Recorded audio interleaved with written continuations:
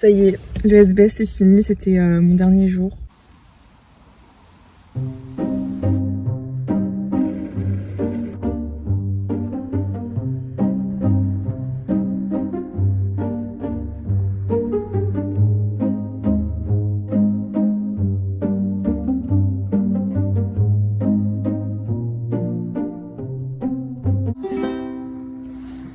Bonjour, moi c'est Leïna, j'ai 23 ans et j'ai 180 secondes pour vous faire passer mon message.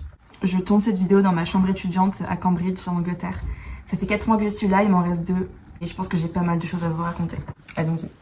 J'ai commencé par un DUT génie biologique à Nancy, puis j'ai poursuivi avec une année de licence en biologie moléculaire et cellulaire à Strasbourg. C'est ensuite que j'ai intégré l'ESBS, une école d'ingénieurs en biotechnologie, où j'ai choisi de suivre un double cursus en bioproduction à la faculté de pharmacie. Je suis partie à Cambridge pour réaliser mon stage de fin d'études. À Cambridge, les murs murmurent encore l'histoire de l'ADN. J'ai choisi cette ville parce qu'ici, la science et l'histoire s'entremêlent à chaque rue.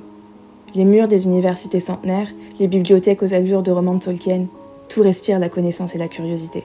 C'est ici, au The Eagle, qu'en 1953, Watson écrit qu'on levait leur verre en proclamant « Nous avons découvert le secret de la vie ».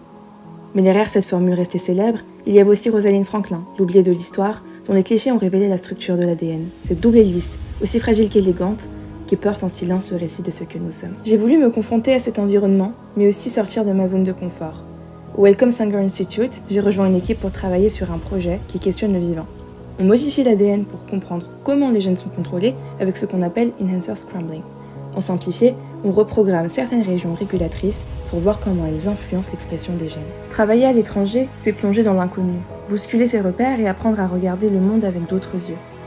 Chaque culture rencontrée devient une nouvelle fenêtre sur soi-même.